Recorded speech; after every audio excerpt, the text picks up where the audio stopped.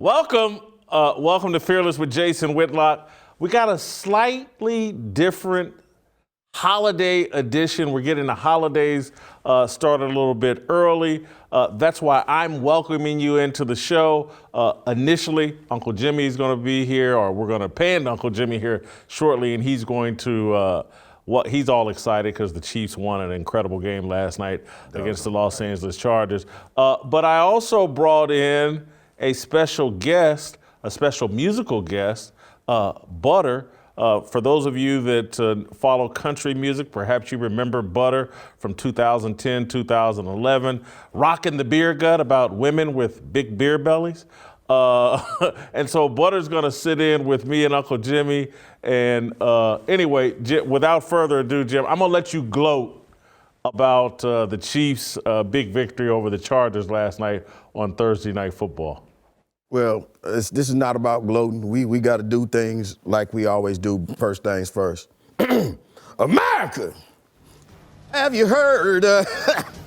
You got a brand new team. Let's spread the word. Now, we heard what you said at the first of the year. But don't look now, but Pat Mahomes done shifted in another gear. So come on, y'all, let's just chop. That's how we do it. Then y'all break back, say, whoa, chop! That's how we do it. Hey, man, what's up with y'all, man? Welcome to Fearless. It's Friday. I'm the Thrill Sergeant. He's the captain. You already know where you are. So, hey, let me just tell you where we're going. I'm going to tell you where we're going, Butter. Hey, man, we headed out to talk to the guy that we call the enforcer. And, of course, I'm talking about Royce White. Hey, man, we brought Royce in to talk about this latest COVID outbreak going on with the NBA, NFL, and everywhere else they run around here preaching vaccinations, okay? And then Jason calls this next guy the Korean Cosell. I call him the guy that looks like he lives in a hotel. And of course, I'm talking about my guy, Stephen A. Stephen A. Kim. And he's going to be in here today to talk about the game last night between the Kansas City Chiefs and the San Diego Chargers. Los Angeles Chargers. The Los Angeles Chargers. We beat them like we beat the San Diego Chargers. Anyway, look here, man. I would just like to tell Steve in advance that I accept the heck out of his apology for doubting my Kansas City Chiefs. And oh yeah, one more thing before I go, because I take it that you missed this question on your test to become a U.S. citizen. Steve, never forget this. This is the land of the free and the home of the Chiefs. Yo, man, hit the likes, hit the subscribes, hit the 5 stars. It's Christmas, so go ahead and hit the cognac. Hey, hit the shopblazemedia.com/fearless and get geared up. Hey, I asked for a dilly-dilly. This dude asked for a double Philly. Here he is, yo. Jason Whitlock. DJ, can he get some music, please?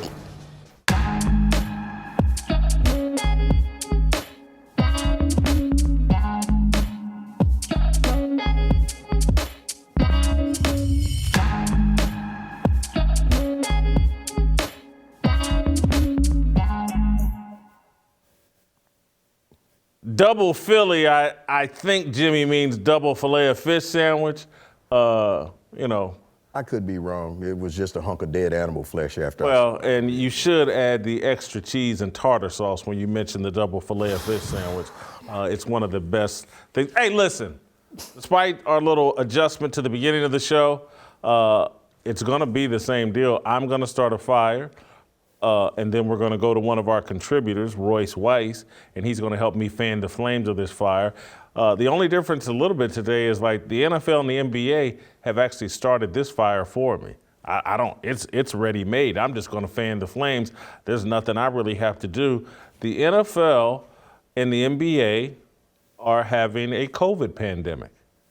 And the NFL and the NBA, the Cleveland Browns game is slightly in jeopardy. They've now had to change the protocols and the rules in order to have this Cleveland Browns game this weekend, where they're going to allow players to test every day, and they're going to allow them back on the field a little sooner.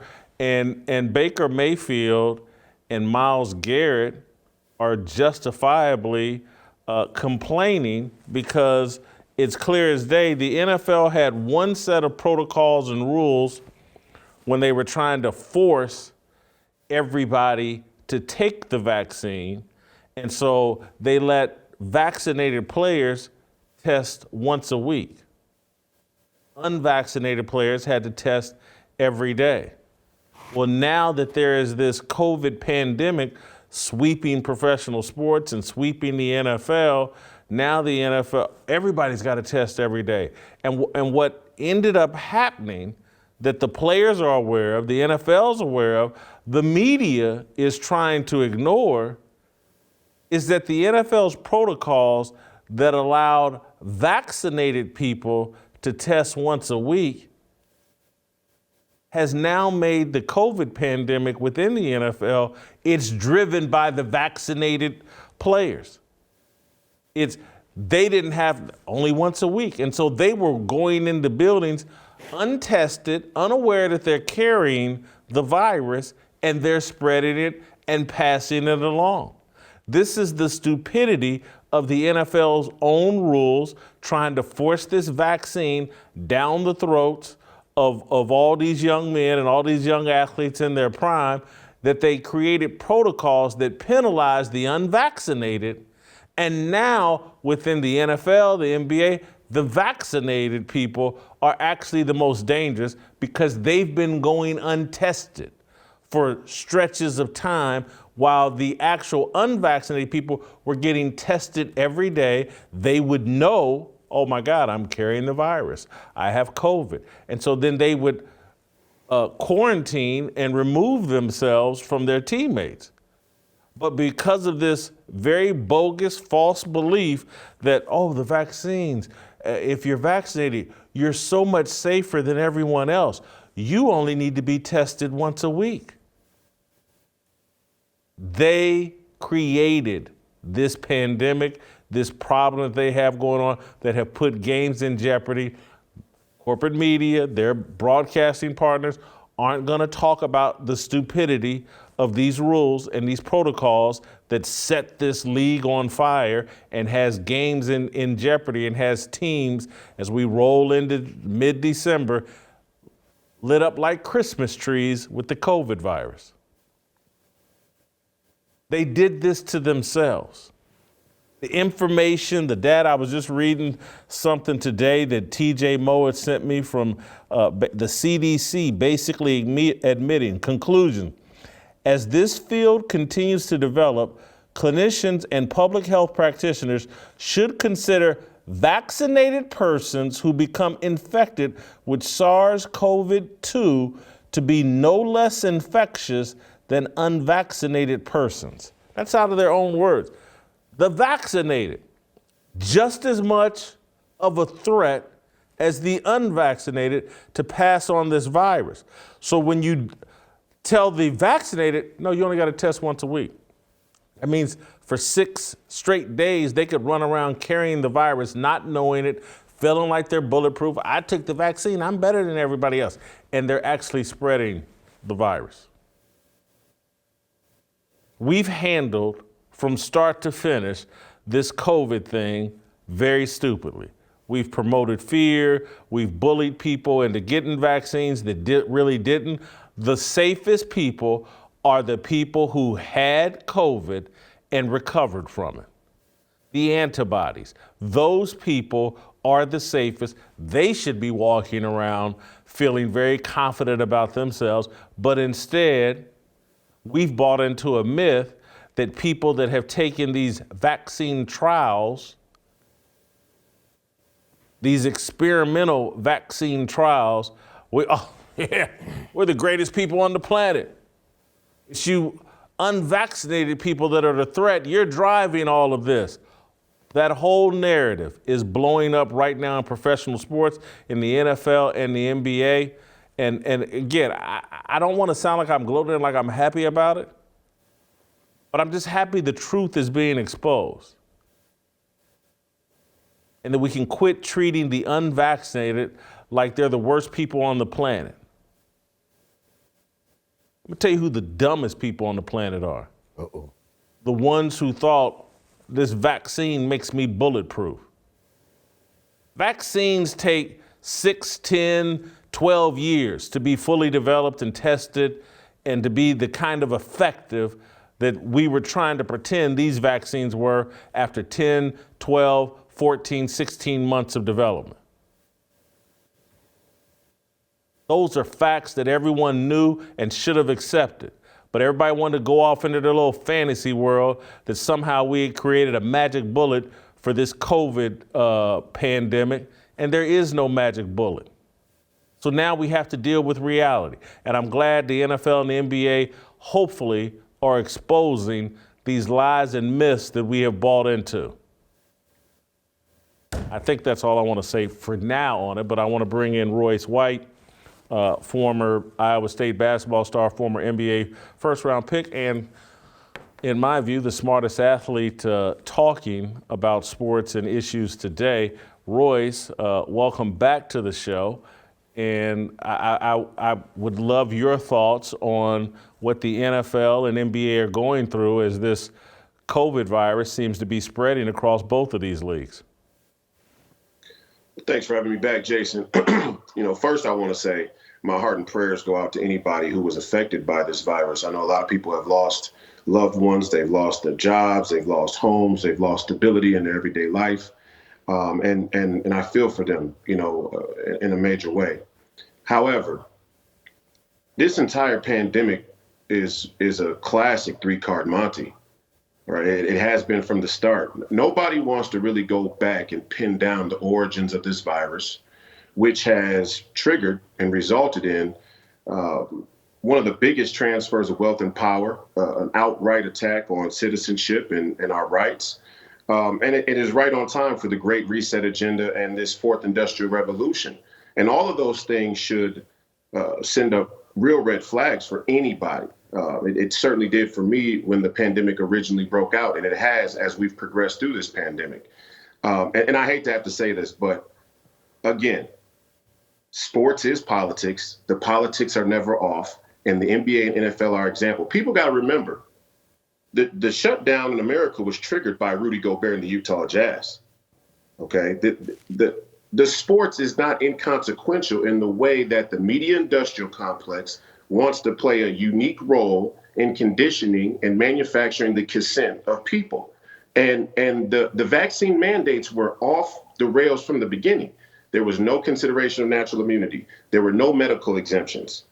Okay. And again, there was a suppression of early treatment therapeutics that have now sort of resolved, in the medical industrial complex now wants to come in with their early treatment therapeutics that will, quote unquote, solve the issue. You see Pfizer talking about a COVID pill, but all of this is part and parcel of a radical authoritarianism. And the NBA and NFL have always opted for the authoritarianism, no matter which woke politics they try and promote on their little infomercials with Kevin Love and DeMar DeRozan or LeBron James or, the Social Justice Coalition or any of those, woo-woo initiatives. So I think this is exactly what we've seen from the NBA and NFL the entire time. They got caught up in the narrative. They wanted to ride the wave. They play chameleonic politics. And when the truth comes out, they get caught holding the corruption card. And we all continue to buy in because we love the games that they broker. Tell me this, Royce. Do you think the average athlete understands that these leagues have always been pawns and tools to promote a political agenda? And it's become even more acute because of the way TV and other things have gone. The only thing that draws a major television rating and a massive audience is live sports. And so the National Football League is now the most powerful television show on 5 different networks. 5 different networks are dependent on the National Football League, that makes football the most powerful force in popular culture, and that means it has for the government and for the establishment and for institutions to impose their will. They have to be in concert in concert and using the NFL to get their message across.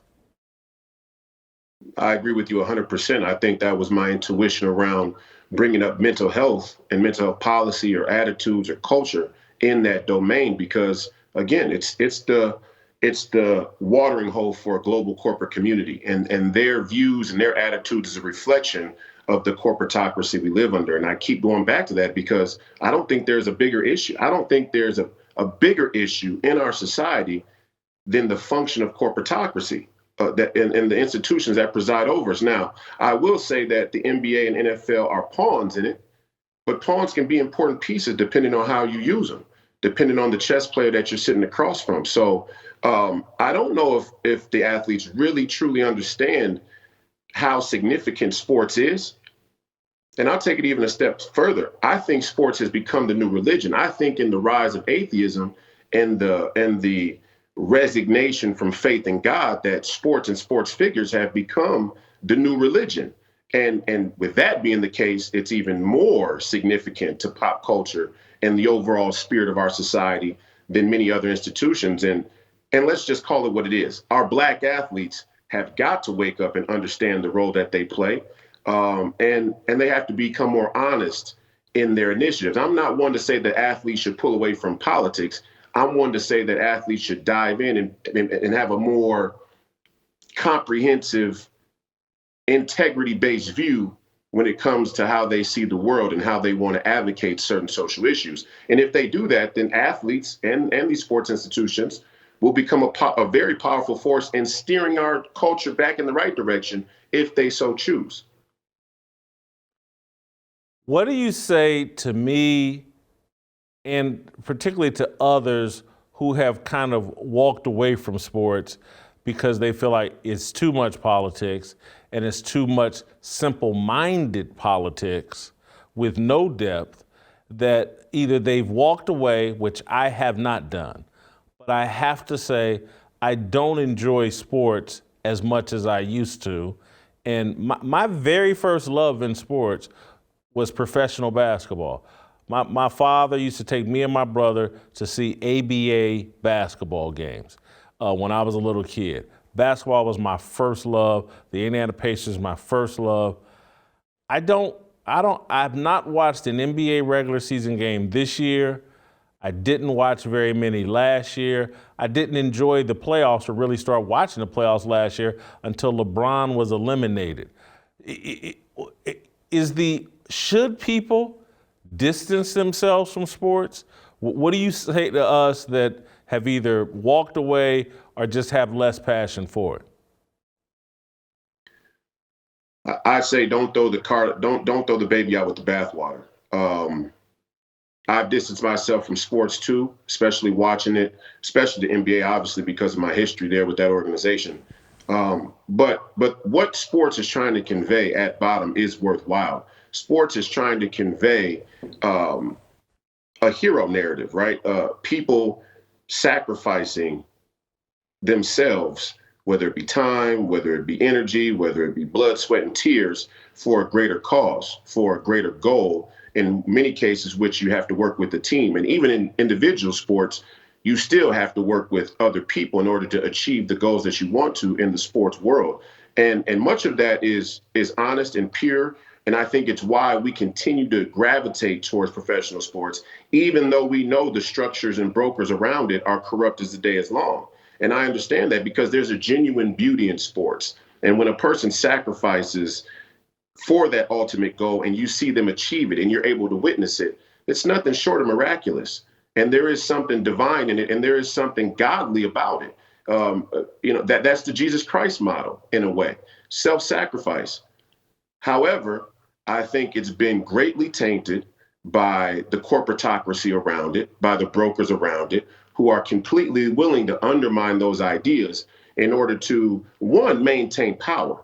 let's not get caught up on the money thing. I don't like when people get caught up on the dollar as the bottom line, because we've seen situations where people will go against their bottom line to maintain power.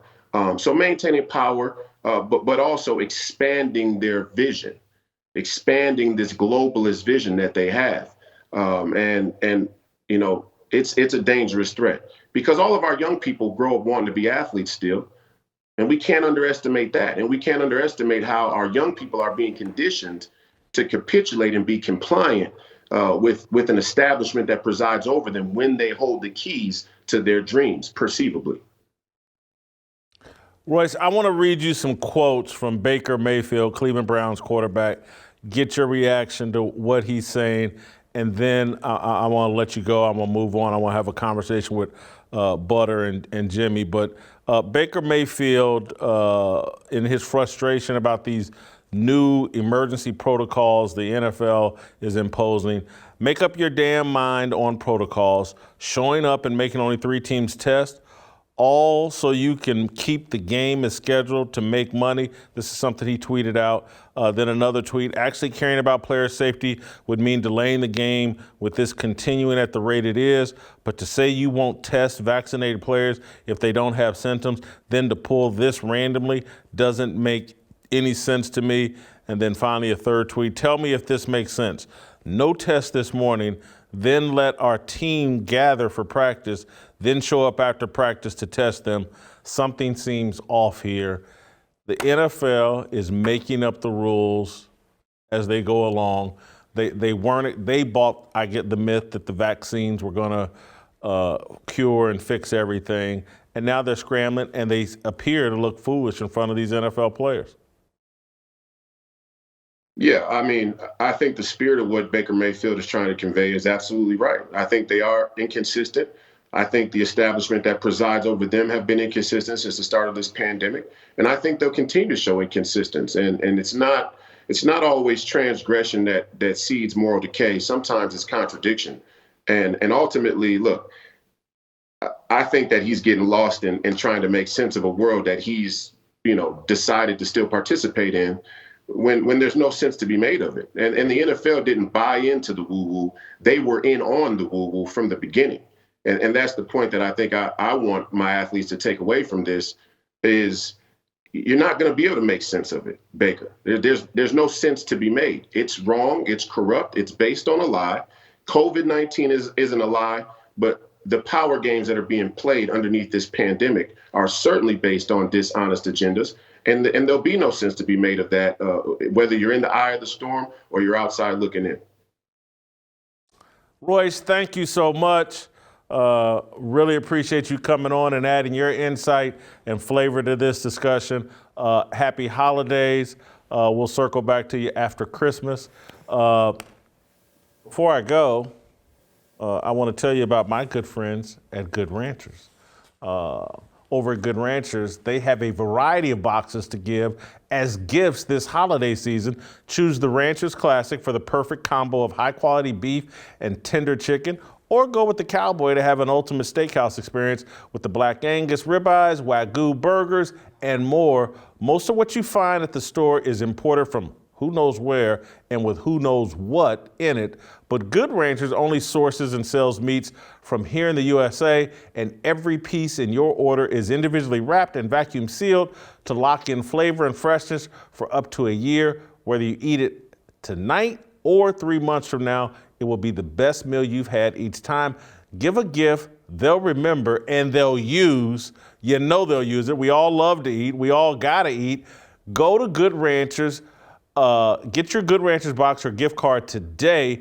Good Ranchers, use the Fearless code to get $20 off and free shipping. Just go to goodranchers.com/fearless or use the promo code FEARLESS at checkout to take advantage of this holiday special today. Support the sponsors that support you and your worldview. All right, when we come back, it's not going to be the Korean Cosell.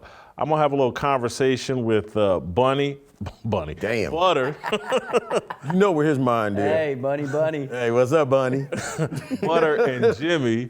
And because I want to play off of what Royce White just talked about in terms of the hero narrative in sports, because Butter and Jimmy have come up with something about Western movies and Kyle Rittenhouse and just a changing in American culture and values that we're seeing manipulated through pop culture. And so I want to show that video that they put together and have a discussion about, like, what is going on with the American narrative and who are the heroes? Who are the bad guys? It all seems to be made up as we go along. It all seems to be changing on a dime. They've done something very clever that I want to share with you all and have a discussion about it. So Butter and Jimmy. All right, welcome back. You know what? I'm a little excited about this next segment because we've been handed a gift here in Nashville. Obviously, Nashville is Music City. And so I've had a lot of people in the music industry reach out to me, but no one as effectively or as cleverly or as enthusiastically as Butter, who, you know, has volunteered to kind of join the Fearless team. And he's been a gift and a blessing because, one, it's opened up the creativity of Uncle Jimmy. It's opened up the creativity of our producer, Chris Foley. And it's allowed, you know, our entire team to go a little bit deeper into our creative instincts. And so Jimmy, Butter, Chris Foley, Corey Smith, Justin Kraut, guys on our team, they put together this video we're going to play that is pretty amazing and gets at a larger point that we were just talking about with Royce. But before we do any of that, I just want the audience to, one, meet Butter on a bit more personal level and see if we can. Can I introduce you, man? You ain't doing good, man. Ladies and gentlemen, boys and girls, we want y'all to put your hands together. Give a warm Nashville welcome for the boy they call Butter. Holla!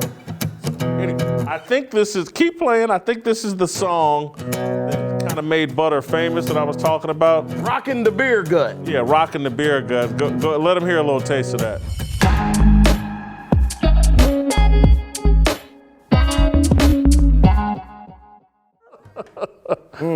Oh, man. You know, hold on, I wrote a song in Kansas City. Oh, you did? Yeah, it was almost like that. Smoking a blunt? No, She man. was smoking a blunt? No, actually, that's my problem. I always run into women that want to smoke a blunt. I need a woman that can smoke a turkey.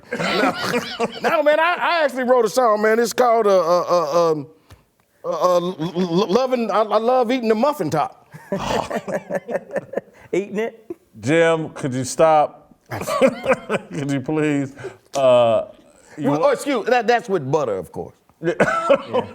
Rocking the muffin top. Okay, all right. That's the remix. Anyway, let me get us back on track and to the whole point of why, you know, I love what Butter has done for the show, and I love what you guys put together, I believe last week and this week, kind of taking a story in the news, Kyle Rittenhouse and what's going on with him, and using it to make a larger point about what's going on in American culture and society. So can we play this? This is kind of Uncle Jimmy's greatest story I think he's ever told. It has an American feel to it, an old school American, you know, old fashioned American feel. All right, let's play it.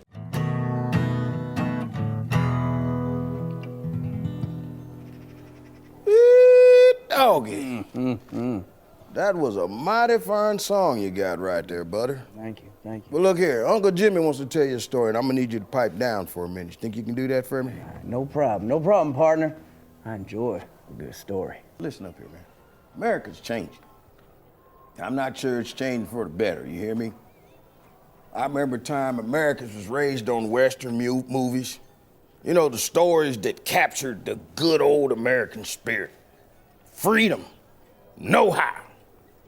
Remember back in the day, you'd have a brothel filled with loose women? Hey, you get a good shot of whiskey, and when some bad shit went down, a cowboy would ride into town and set things right again. that they gonna love it. Yeah, Jason, he sure is fat. Yeah. Don't nobody call Jason fat but me. Come on. Listen anyway, that's my nephew, okay? The movie is my adaptation of Pale Rider. You ever see Pale Rider? Yeah, it's a classic. Whew. Clint Eastwood, he was a preacher. Okay, listen, take a listen, buddy. Listen, this is my story.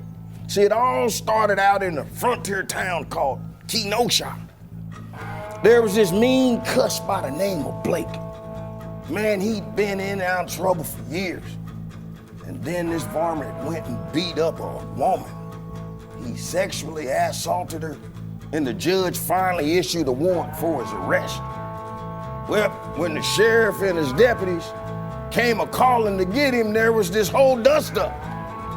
And man, just about everybody in town, they had a different story about how it went down, but the long and the short of it is, Blake wasn't about to surrender quietly to the sheriff, okay? Well, and he was trying to escape, and he jumped in his wagon, but the wagon had kids in the back of it. And also, up under the saddle of the mare, he had a knife. Well, when Blake went for that knife, all you heard, pop, pop, pop. Sheriff and the deputies put old Blake down. Now that sumbitch Blake didn't die, mind you. Now he darn sure was crippled for life. But let me tell you something, Blake ran with some powerful outlaws. They went by the name of the BLM gang. They got that name BLM because they burned, looted, and murdered all across the West. And the BLM gang, well, they thought that the sheriff and his deputies were wrong, and they thought that they shouldn't have shot Blake, so they did what gangs did back in the Old West. They started terrorizing the whole town to get revenge on the sheriff by burning, looting, and destroying property. And the mayor and the governor was scared out of their minds. They went through the sheriff, the deputies, and in the time, little old Kenosha's greatest need, well, the law skipped town with their tails between their legs. So the BLM reign of terror got worse. Old people got beat up. One livery, they burned down and wiped out over 100 horses and wagons. Now this right here is where our hero enters the story. He's a young wannabe gunslinger named Kyle. They called him the Pale Rider. Now, man, he might not have even been 18 years old yet, but he'd had already developed a reputation as being a bit of a good do-gooder. Maybe even a bit of a goody two-shoes, as some might even say, but he was trying to learn medicine and he was trying to help people, and he even did rescues down at the town's local swimming hole. He was a sweet kid, but buddy, he was green as hell around the ears, you might say. Now some say that Kyle had no business even riding up against that BLM gang. But there was another livery asking for help, just down the street from the other one. As a matter of fact, that had just been torched. Well, when the sun fell, another night of BLM burning and looting, it commenced. Well, the Pale Rider grabbed his gun and stood out in front of that livery like a natural-born man. This one BLM member, name was Rosenbaum, nasty varmint, child molester. He came at Pale Rider first, tried to take Kyle's gun from him. Next thing you know, all you hear, bap, bap, bap. Young Kyle stood his ground. Rosenbaum went down, hit him right betwixt the eyes. Well now, old Kyle was in for it then. The whole BLM gang was charging at him, chasing him down the street. He's surrounded. He's taking blows one after another. One BLM guy even jump kicked Kyle. Pow! Son of a bitch guy named Hubert. Now he was a domestic abuser, Well, he takes a plank from a buckboard and starts wailing on Kyle like he's crazy. Well, then he starts trying to take Kyle's gun. Next thing you know, you hear, bap! Pale Rider strikes again. Goodbye, Hubert. Then we had one final BLM thug. His name was Gage. He's a hard-drinking gunslinger. He, too, had been in and out of jail, and he comes at Kyle, pointing his six-shooter right at our hero. Well, he looks like our hero, Pale Rider's finished. And somehow or another, old Kyle gets the drop on Gage. Next thing you know, bang! Down goes Gage! Down goes Gage! The final outlaw. The Pale Rider then saddled up his horse, rode out of town. He went and turned himself in to the next marshal in the next town. You know, some people blamed him for crossing state lines, but when he went to trial, the jury set him free. Peace was restored to Kenosha. What you think about that there, Butter? It makes me think of a little song. The Pale Rider rode into town. Good folks were in peril and buildings burned down. Armed with his honor and the Patriot's creed, he stared down the barrel and defended the streets. Some called him an outlaw, some called him a shame, some called him a hero as they hauled Kyle away. That's beautiful, Butter. Just beautiful.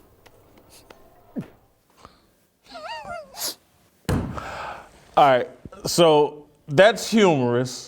Jimmy and Butter, and Chris Foley, who wrote most of that. It's humorous, but there's a legitimate point that's being made, and it connects to the conversation Royce and I were having in terms of how popular culture, the things you see on TV, the things you see at the movie, are done to influence your worldview, your point of view, and this is why what's going on in America is so disconcerting.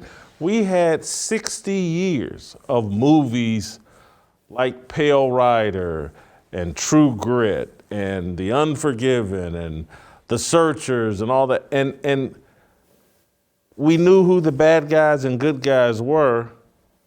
And now in 2021, I honestly, who are the bad guys and who are the good guys? It seems like all the messaging we get from corporate media and from Hollywood, the good guys are the bad guys and the bad guys are the good guys now. That's what sells. I mean, you know. Does it really? That's what sells today. Back in our day, I mean, everybody. I mean, you know, the good guys wore white hats, the bad guys wore black hats. You wanted to be a good guy.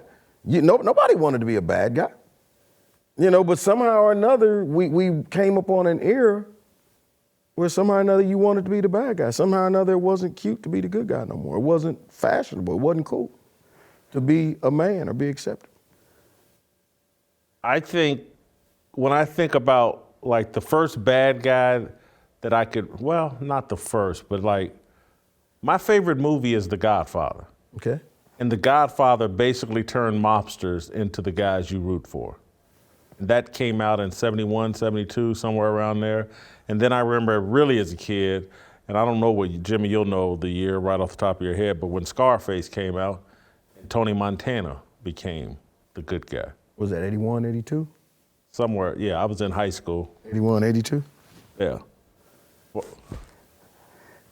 Well, for me, the first thing that I see when I watch that video is how hard it was for me to sit next to you while you were acting out those scenes without me wanting to. I felt like I was on Saturday Night Live trying not to laugh because he was ripping it, man. I mean, you were going for it. And so I was impressed. Because you intimidated me, buddy. Yeah. I was. Hey, let me explain something to you. And I tried to tell you this. I was tripping. Listen, let me explain something to you. When your boss starts singing the praises of his new girlfriend, it make you step your game up. Something that comes to my mind with it too, when you talk about where we knew who the heroes were, is today everybody can be on TV. When you go to a concert or you go somewhere, when you go to a baseball game, most people are looking at themselves on their camera while they're there. If you go to a music concert, they're holding up their camera, filming it. And it used to be that in order to get to be a hero, you had to be in the movies to get there.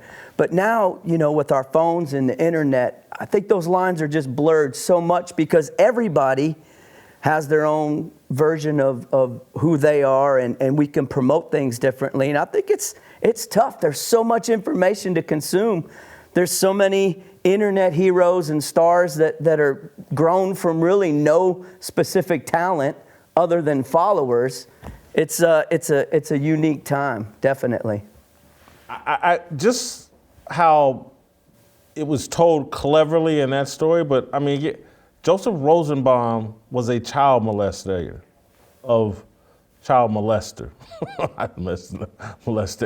child molester of young boys between the ages of 9 and 11.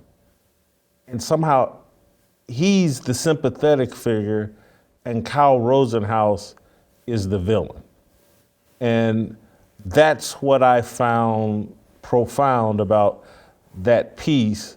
It was just like trying to put it in everyone's face like, you know, if they was writing a movie about this 20 years ago, Kyle Rittenhouse would be John Wayne. He would be Clint Eastwood. He would be Matt Dillon. Was Matt Dillon in Gunsmoke? He would be Matt Dillon. He would be Shane from the movie Shane. But now, he would be Ben Cartwright from Banana. Or Hoss or Little Joe. No, you would be Hoss. All right, that is true. All right, so, hey, great job. I wanted to share that with our audience. Obviously, we'll be sharing that over social media and every place. Fantastic. Can I say this about this real quick, Jason? Please do. Seriously, I mean, about this. As we were making this and we were talking about this, the thing that came to mind was how many people really had no idea what really went on in this situation. And, you know, after we kind of twisted it up and put some funny to it, you know, you look at that and you go, oh, that's what happened. Yeah, that's what happened. Not what you think happened. This wasn't a racially involved, this is what happened.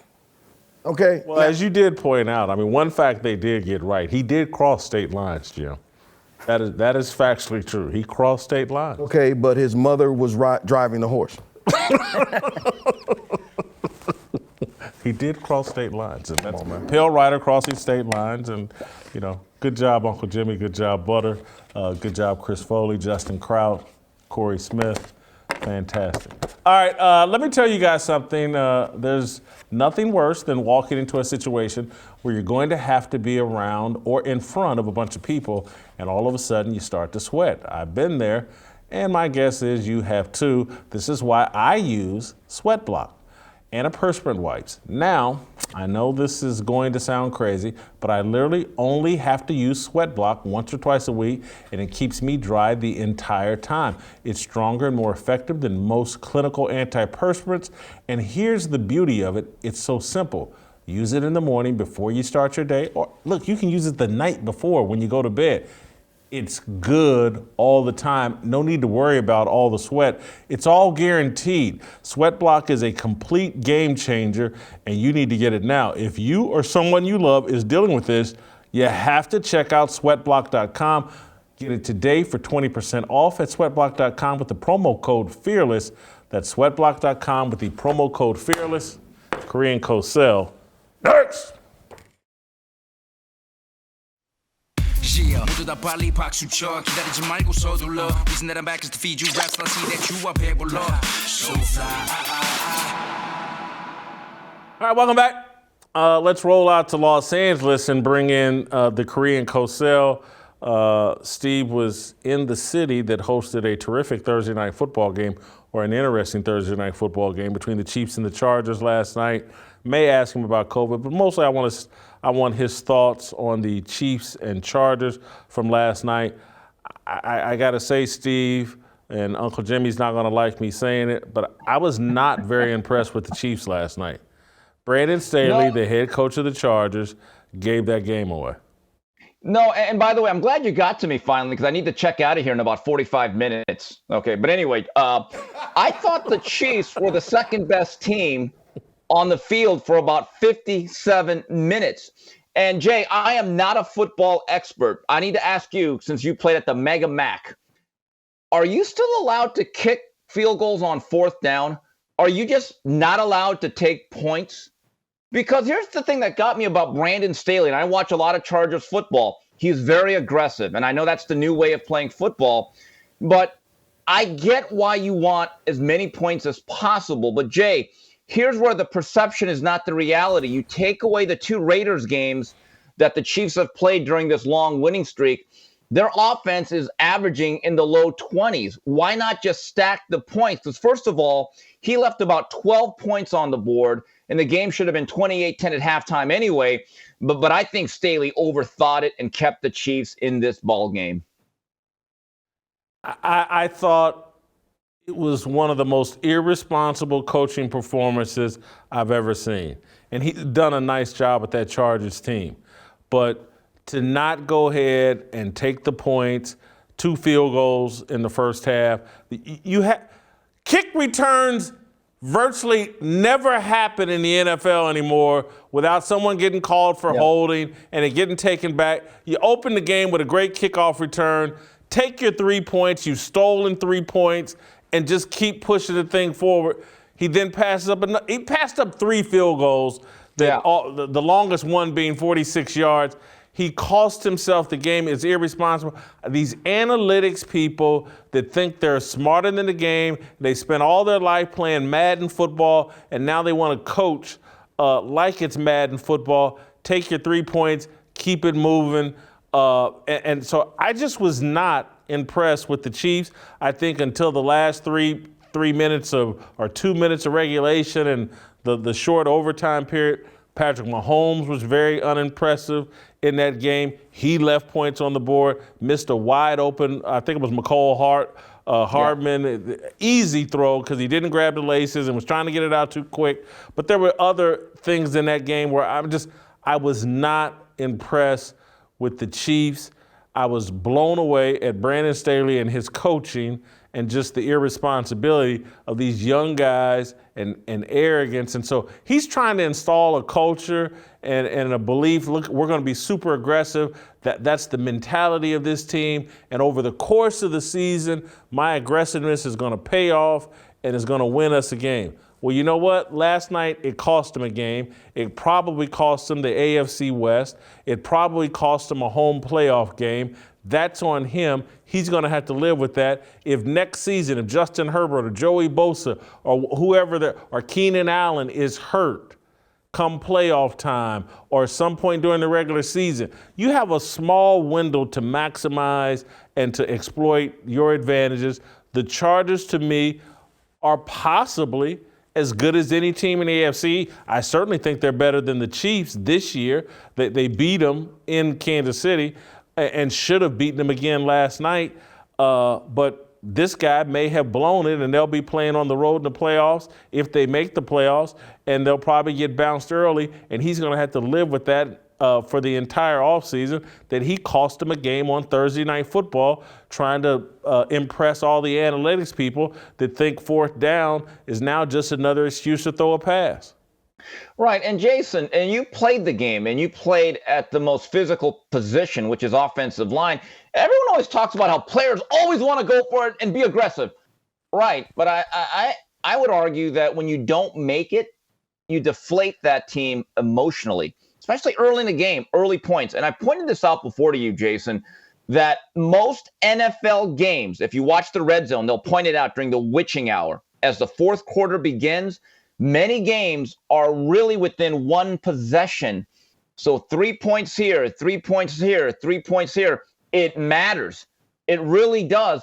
The other thing I find interesting about the Chiefs, and you're right, cosmetically, Mahomes looked good on the stat sheet, but if you watch that game, he missed a lot of throws. I don't remember a game where he threw so many one-hoppers. And also, his first 30 attempts, his yards per completion were really low. It took him a long time to get to 300 yards. Again, box scores don't say everything, but again, this tells you where the Chiefs are and what Andy Reid will always be.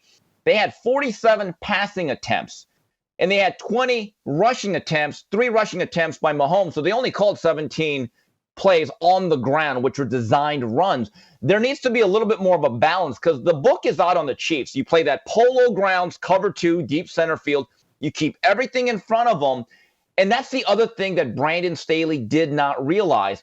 The Chiefs, again, are a very methodical team. And if I have Justin Herbert, you know what? I'm going to get down here again. I don't always need to get down to it, to the 4th down and just be so doggone reckless because there's a fine line between aggression and recklessness. I think that the guys in that Chargers locker room, they put in that kind of work. They know the kind of opportunity that was blown last night. This could end up, Brandon Staley seems to be a promising young coach. But if the rest of this season if they don't win a playoff game or they're forced to play on the road in their first playoff game and lose, he could have done some damage last night to his relationship and with that locker room and his ability to lead that locker room.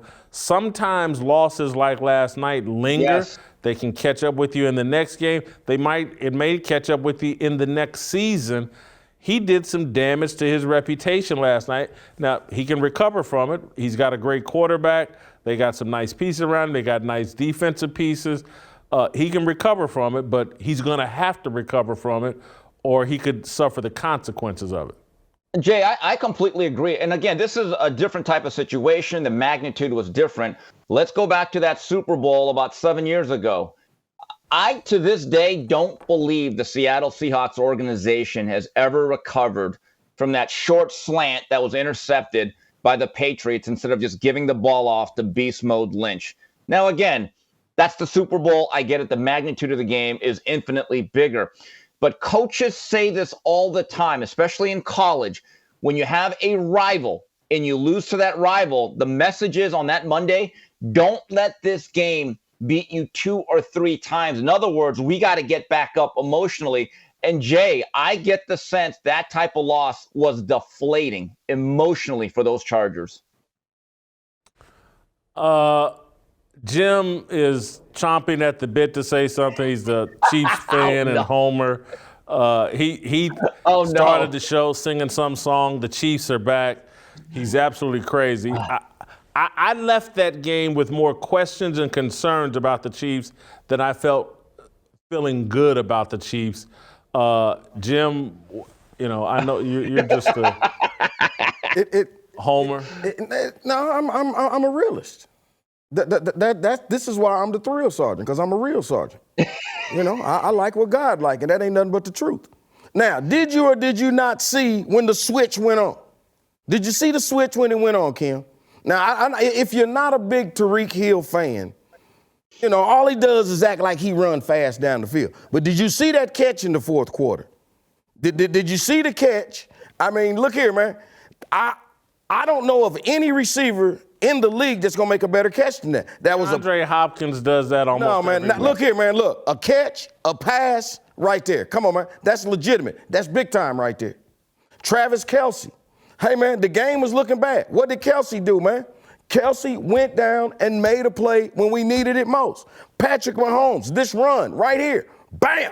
Look, I mean, there he goes, Kelce. And let me tell you what I love about Kelce in that play, man. As he was getting ready to get tackled, covered up the ball. Didn't get carried away, tried to jump over.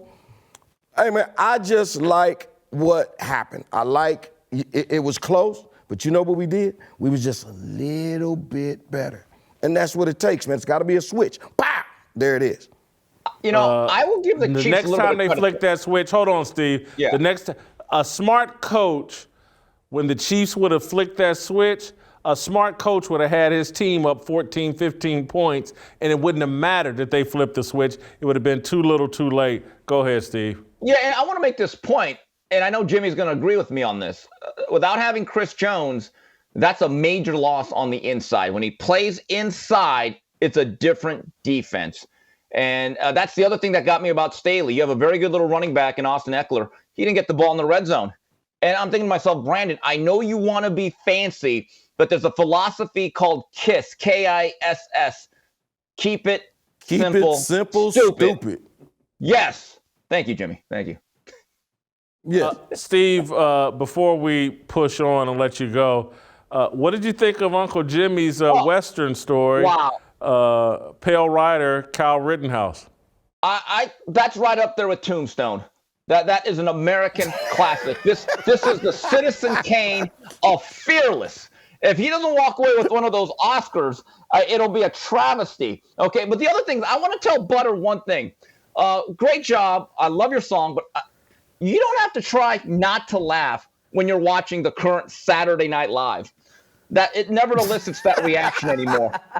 Okay, so remember that. You don't have to not try to laugh. Double negative alert. You actually have to watch it to try not to laugh. So I'm not even doing that.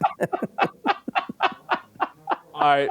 So before I let you go, that you just reminded me of the other thing I wanted to poke fun at or figure out. Are you following this Jackson Mahomes story? Oh, Patrick boy. Mahomes' little brother. Oh, boy. And the Kansas City restaurant that clown suited Mahomes' little brother justifiably. They say he didn't get seated at this restaurant and tried to pull, I'm Patrick Mahomes' brother, and don't you know, I got to TikTok this or that, and I dance and wear pink, and they clown suited him, and I'm glad they did. Jason, you referenced The Godfather earlier. Don't you mean Fredo Mahomes? My God, this is a guy.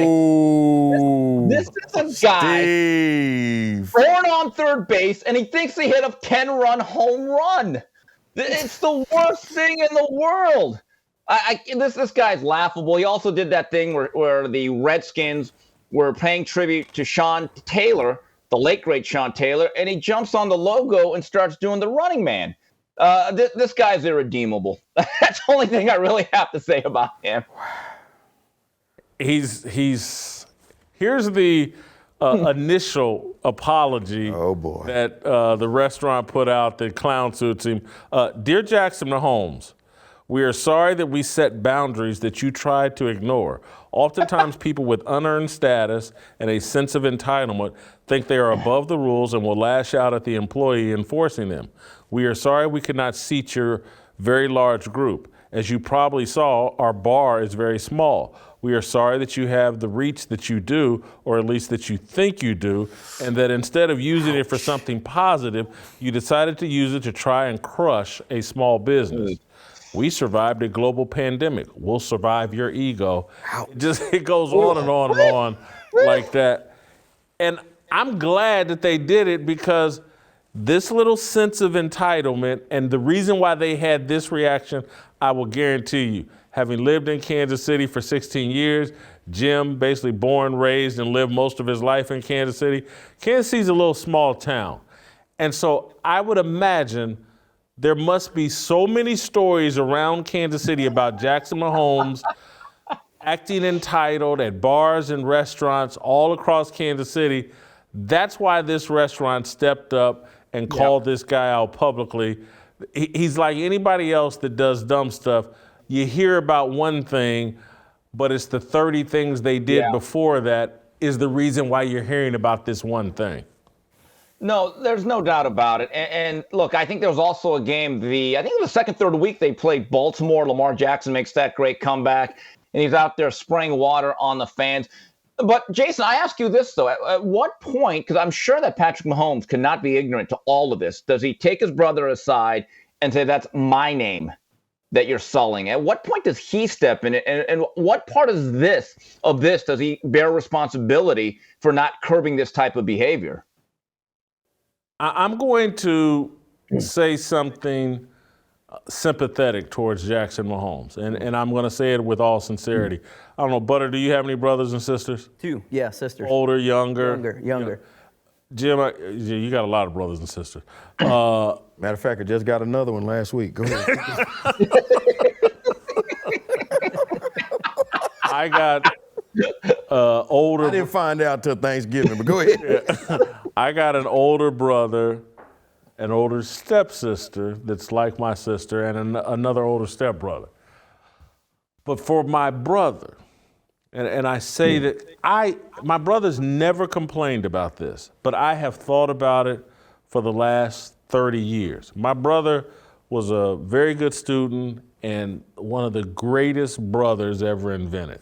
They could write a Bible chapter about my brother and what an amazing human being he was to me, particularly as a kid. But I was a very irresponsible kid, and my brother had to cover up for my mistakes, and my brother had to, be like a third parent to me.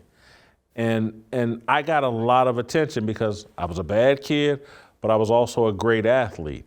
And my brother was not an athlete. He was a good student, and but because of my athletic career and playing on a high school team that ended up being nationally ranked, and I was an all-state, there was so much attention directed at me as a child.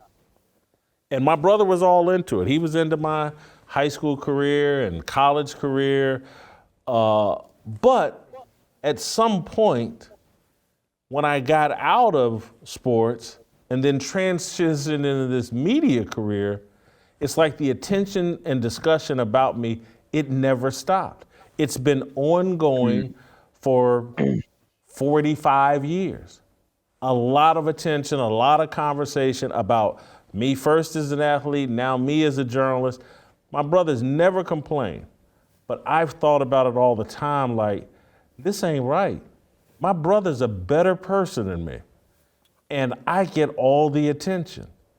And I just have to, I think it's hard on my brother, never complained, never said a word about it, but I think for Jackson Mahomes, his brother, and it's been going on for probably 20 years now, gets all of that attention, and this kid just seems very thirsty for attention and doesn't know how to handle it and acts out and runs around and acts like he's baby Patrick Mahomes. Anyway, there's some sympathy I have for him, and I'm wondering, I'll start with you, Butter. Your sisters, has that ever been an issue with you being in the entertainment issue, how much attention you get, perhaps? No, they've been okay, because my kind of famous is very, I got like 5 minutes of the 15, so they haven't had to deal with it too much. This is one of the more famous things I've done, so we'll see how they react after this. But I do think, and I mentioned it earlier when we were talking about Pale Rider, I think that for kids, there's people coming after him being Patrick's brother. His rise on social media, I haven't seen his pages, but I do think it's tough for kids to navigate who get very famous and very addicted to posting things and feeling like there's this responsibility that they have to constantly be putting out this content. I think that falls into it. And then to come out and rip the restaurant, he didn't have to do that. But there's always this notion that they got to be on their phones and they got to be doing something outrageous to try to maintain and keep and get followers to follow them on social media. Jimbo, you got anything you want to add? I think it's, honestly, as far as what you're saying about your brother, I, of course, know your brother. And you're saying how, you have always been here. I think and I have a sister that's like this. I mean, she's great. She is the greatest individual in the world. But, everybody has to know their lane. You or Jason Whitlock, your brother Jimmy is so cool and so secure and so right where he needs to be in life that, he knows his role. And that's what everybody can't be Patrick. You need to know your role. He can't be Jason. He doesn't try to be Jason. And that's why it's so important. But that's why we say in the hood, hey man, you need to know your role. You need to stay in your lane. This kid ain't staying in his lane. Evidently, he don't know his role. Korean Cosell, I know you're an only child, so you're used to getting all the attention. But do you have anything to add before we let you go? Well, okay, before I let you go, my last line is I'm stunned that Uncle Jimmy didn't say, well, Jason, you've always cast a very large shadow. That's all I have. It was there for you. All you got is fat Jimmy, jokes. Jimmy, didn't you? Wait a minute, he was talking about his brother always covering him when he was little. I started to say, what the hell was your brother, a comforter? A tent? Jim, I thought you had already told Butter. Only you make fat jokes about me. Could you tell Steve Kim that same, Steve, Sorry. I'm going to be honest with you. Only you can make jokes about Jason when I'm here. Especially when they're good ones. Keep them coming. Korean Cosell, we're going to let you go. Thank you. Good job as always. Uncle Jimmy and our approval rating.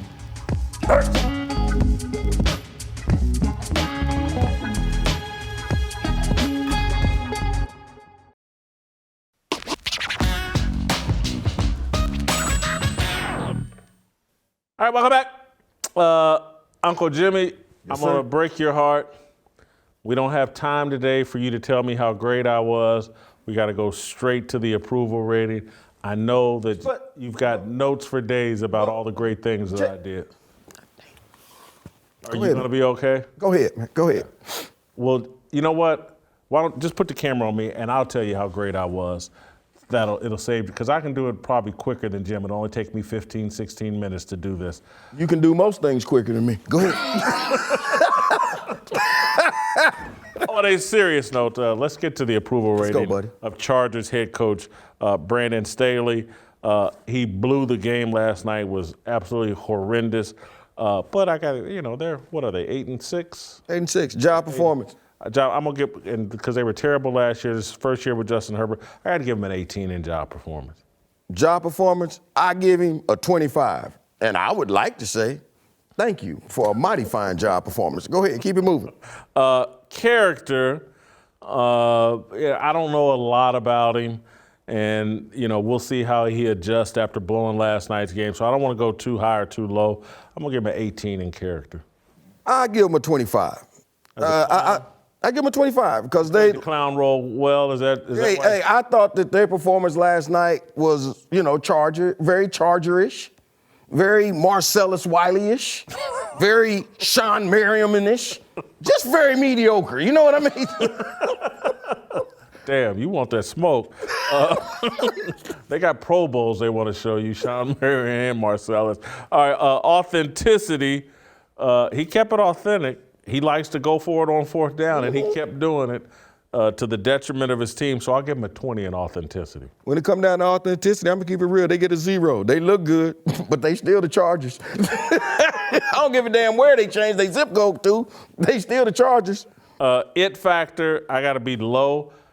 Half that stadium in Los Angeles was Chiefs fans. Half the damn stadium we travel like that. Was wearing red. That says something about the Chargers. They ain't got that it factor. Did you see?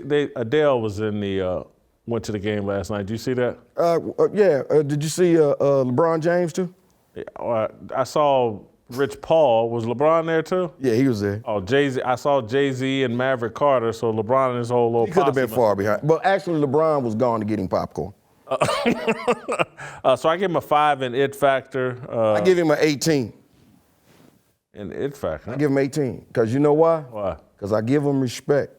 Because they actually played a good game last night. They really did. I mean, they lost, but I give them respect as a team, as a unit. I got him at candlelit at 61. You got him at 68 in the grease fire. But I'm going to end on this note since I brought up Adele, throwing you a curveball. Have you heard her new 30 album? I hear it's great. I haven't heard all of it, but just some snippets of it. It's amazing. I'm as big Adele fan as there is. That album is very average. You don't like it? It's very average. Easy on Me is a very good song. That's why they released it first. Butter. I haven't heard it. Butter, don't. Right. I love Adele. Butter, don't listen to Jason. Jason is being modest. Jason is Adele's biggest fan. Literally. I love Adele. That album's not good. And I think Rich Paul has stolen her mojo. Especially since Rich Paul. Well, it has nothing to do with it. Hats Rich off. Paul has affected Adele's vocal cords. Yeah, I'm very.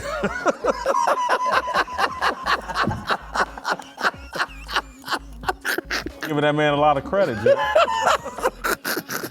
All right, that's tomorrow. Now, tomorrow, Yeah. she still got it. Yeah, she does. All right, we'll see you next week. I wanna be, I just want, I wanna be, I just want, I wanna be, I just